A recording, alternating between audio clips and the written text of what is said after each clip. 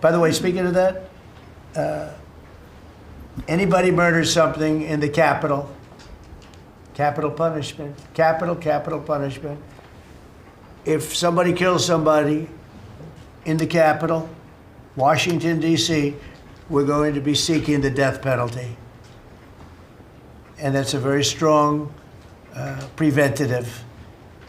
And everybody that's heard it agrees with it. I don't know if we're ready for it in this country, but where you have it, it is, we have no choice. So in D.C. and Washington, states are going to have to make their own decision. But if somebody kills somebody, like you could have been killed, very lucky you didn't get killed, it's the death penalty, okay?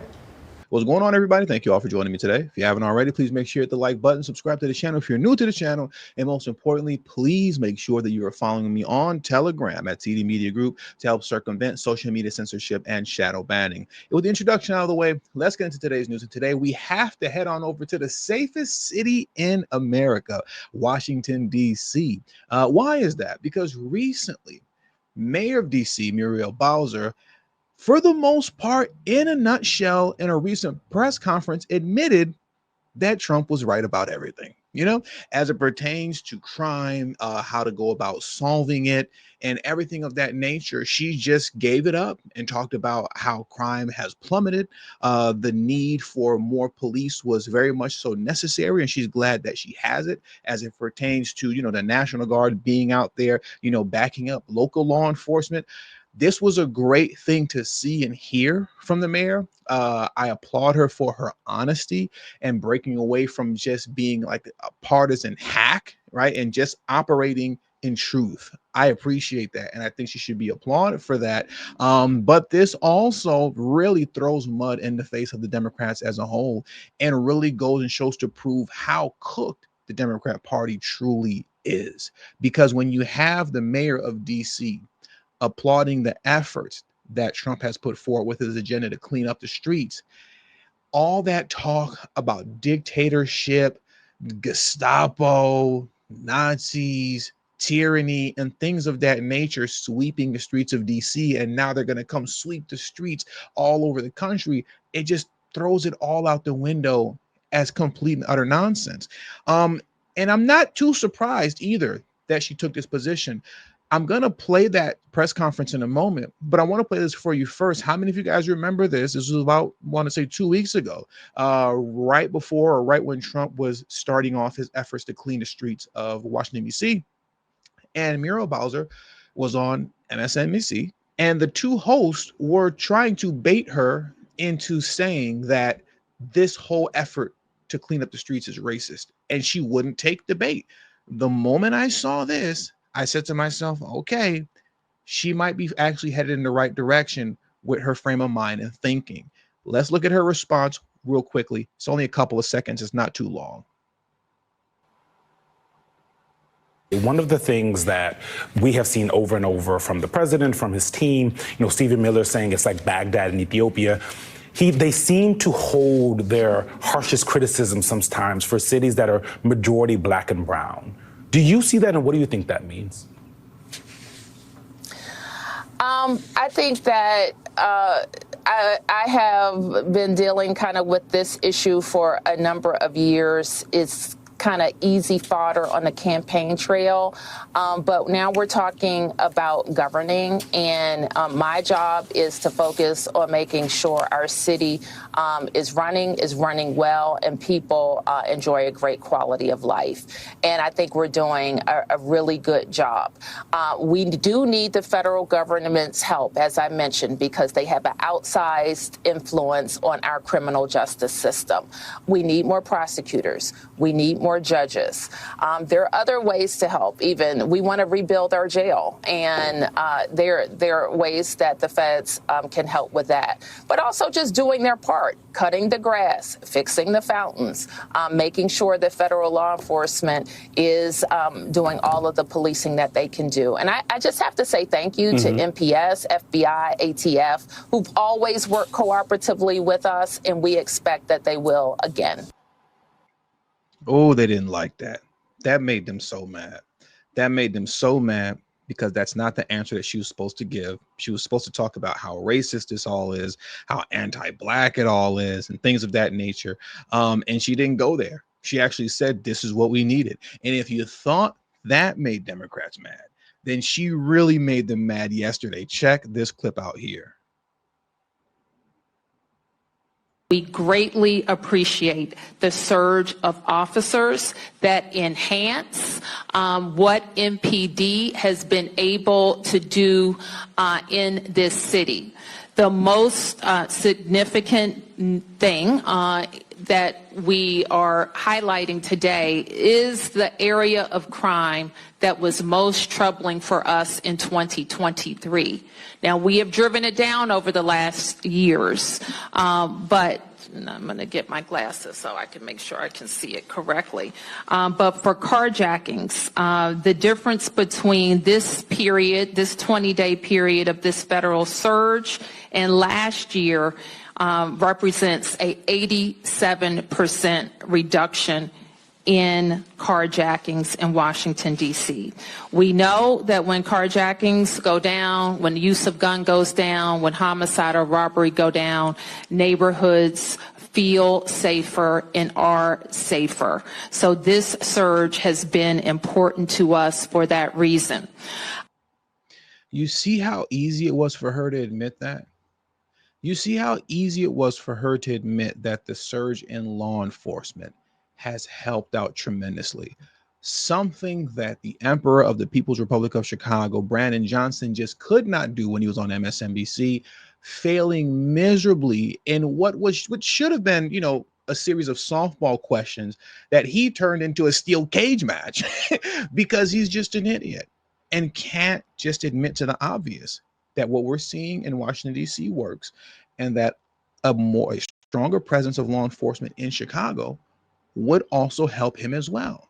Her admitting that is a great step forward for her, I believe, as it pertains to her political career in DC, because she's reading the room and seeing that these old policies of running around here demonizing law enforcement while being soft on crime, trying to hold statistics in front of people's faces saying, hey, look, on paper you're safe, but the people in the cities don't feel safe. She sees and knows that that is a tried and true way of failing in politics. If you want to win, actually do what people elect you to do. And one of those things are putting an end to crime. Now, obviously, you can't stop all crime for the most part, but you can drastically reduce it, drastically, like what we've seen in Washington, D.C. And once again, I have to applaud Muriel Bowser for just being honest. Good on her and shame on Democrats. And it's only a matter of time, in my opinion, man, before they start attacking her. It's only a matter of time until, outlets, and publications like the Washington Post or stuff like that, they start talking about how she's MAGA. I can see that on the Politico and stuff like that. All of a sudden, the MAGA mindset is infecting her or something stupid like that. It's only a matter of time before they drag her. They do this anytime any Democrat starts speaking with common sense. We saw them drag Eric Adams mercilessly when he had the audacity to tell the truth about the migrant crisis, and he put the proper blame at the feet of the Biden-Harris administration. We saw them drag, what's my man's name?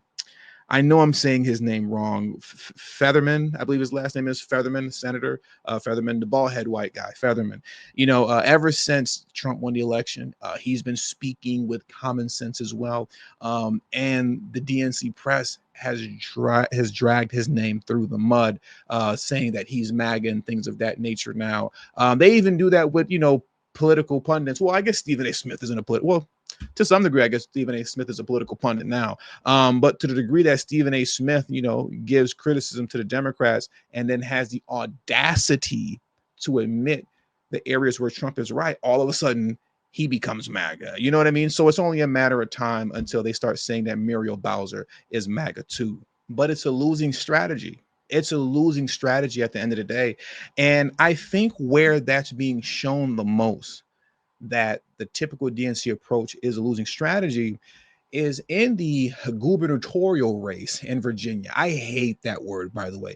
I don't know why I don't just say the governor's race. I cannot stand that word gubernatorial. It just sounds stupid. But anyways, I digress.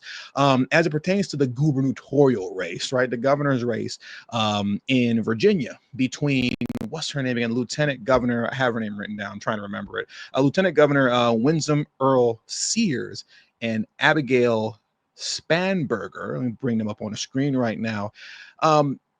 Early on, Spanberger, the woman on my left, the white woman, she was blowing Earl Sears out of the water. She was blowing her out of the water as far as polling is concerned, just completely obliterating her. But now, as we're getting closer and closer to the election, I believe the election in Virginia is November 4th, if I remember correctly. So they're a little more than 2.5 months away from that election. Earl Sears is catching up to her and catching up to her quickly. And it's because of the messaging, right? It's the messaging that's doing that. And I want to get into that next. Let me pull this quick clip for you guys up of Earl Sears speaking on Fox News. Once again, just talking about, law and order, crime and safety, and the difference between her and her Democrat opponent, Abigail Spanberger. So let me pull that clip for you guys up next. And see, this is what my opponent is telling us, what she really believes. She is not going to keep Virginia safe, Dana, because of the results of what Governor Youngkin has put forward in Executive Order 47. We are now partnering with ICE, or we have our state police who are helping to get the criminals who are illegally here gone. That's it. How can my opponent be against getting criminals off the street? But of course, what we know is she has taken thousands of dollars for a PAC, wait for it, that is named Defund the Police PAC. So she's already signaling she doesn't care about us. And I guess she's going to be safe where she lives. But what about the rest of Virginians? Like I said, man, Democrats are finished. They're cooked. We'll see what happens in Virginia. Let me pull up this article for you guys because I want to go through it really quickly just to highlight how quickly that Lieutenant Governor Winsome Earl Sears is catching up to Abigail Spanberger. Let me just pull this down and pull the article up. Look at this here. New poll shows Virginia gubernatorial race tightening. Allow me a moment to scroll down and then we'll get into this as we close this video out. A new poll is signaling that Lieutenant Governor Winsome Earl Sears is closing in on her Democrat opponent in the Virginia governor race. The Roanoke College poll showed Democrat gubernatorial candidate Abigail Spanberger leading Earl Sears 46 to 39% in the category of likely Virginia voters. This is a significant diminishment from May, where Spanberger was leading 43 compared to Earl Sears 26. She was blowing her out the water. And like that is catching up. The newest poll also shows 14% of surveyed likely voters were undecided, and 1% would not be voting for either Spanberger or Earl Sears. Roanoke College is a private liberal arts school located in Salem, Virginia. Now, here's what's really important, right? And this is where messaging comes into play and why I believe that it's the messaging, which is why Earl Sears is catching up so quickly. Earl Sears' rise in the polls is significant considering Spanberger has out-fundraised her Republican opponent by millions of dollars. Get this here. That's $27 million for the Democrat candidate compared to $11 million raised by Earl Sears. Spanberger is also leading with cash on hand at more than $15 million compared to Earl Sears' $4 million. She is destroying her as it pertains to campaign funds, right? Millions upon millions of dollars. And you would think that that will play a significant role in this race. And in some cases it does. But when your messaging is off, your messaging is garbage, when you're pro-crime, pro-open borders, pro-illegal immigrant, anti-ICE, anti-police, anti-safety, That's just a recipe for disaster. That's why you can be outspending and out fundraising your opponent by millions upon millions of dollars, tens of millions of dollars, but yet your opponent is gaining ground and gaining ground quickly. Now, the election is going to be once again in November 4th, I believe, of this year. So we'll see how that turns out. Clearly, the Lieutenant Governor Winsome Earl Sears is on the right side of history concerning the policies that Republicans are pushing. Whether or not that'll prevail in Virginia is still yet to be seen. But, you know, by the way it's looking as it pertains to just what I read here, it looks like she just might possibly pull it off, because messaging is everything.